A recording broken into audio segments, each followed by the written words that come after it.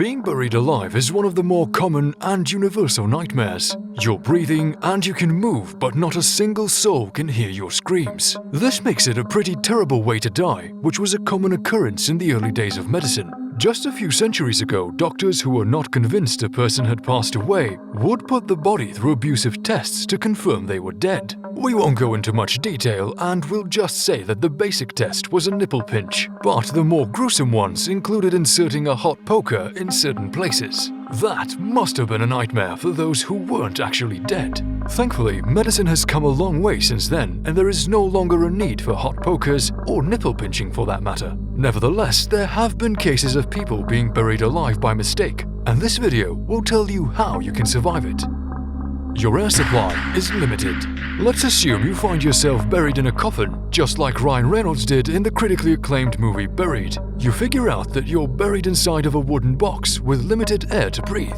Estimates say that without much exertion, you will have enough air to survive for at least an hour or two. The most important thing you should do is take deep breaths and hold them in as long as you can before exhaling. However, you should not swallow your breaths, as it can lead to hyperventilation that will consume even more air. You should not yell either, because yelling can lead to panic, increased heart rate, and eventually rapid air consumption. If you have a match or a lighter, don't use it because it requires oxygen to burn. But if you happen to have a phone or a flashlight, use it so you're aware of your surroundings. Light will also help you calm down.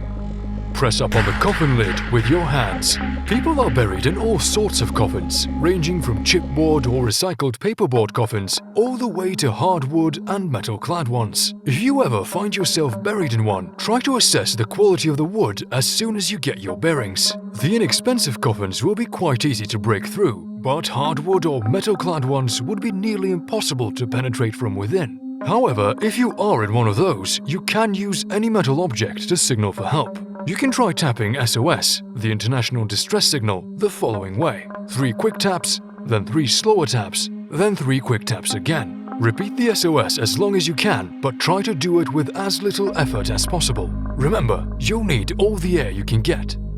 Use clothing to your advantage. Considering you were lucky enough, ended up in a cheaper coffin and you managed to crack it, you still need to deal with all the dirt that's above you. Luckily, you can use some of your clothing items to protect yourself from suffocation, but that's not an easy feat in such a small place. Nevertheless, with some strategic moves, you can have your shirt off your back in seconds. Start by crossing your arms over your chest so that your elbows are bent and your hands are touching your shoulders. Assuming you did this right, you can pull your shirt over your head. Now you might need to perform the tiniest sit-up of all time for that last stretch, but you will manage to get the shirt off. Next, tie the bottom of the shirt into a knot, keeping the neck hole the only large opening. Put the shirt on through the neck hole, keeping the knot on top of your head. This makeshift cover will keep you protected as you climb up through the dirt.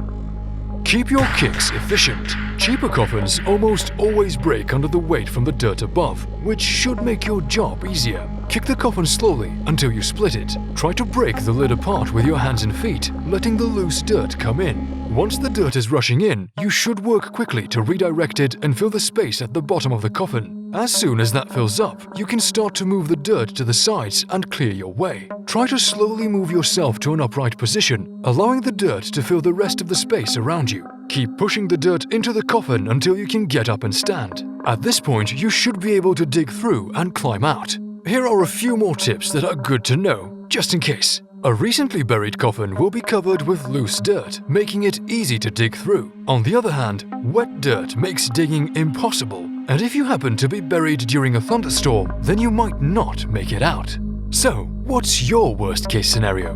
What are you afraid of most? Let us know in the comment section below. And if you enjoyed the video, make sure you drop a like and don't forget to subscribe. It would be greatly appreciated.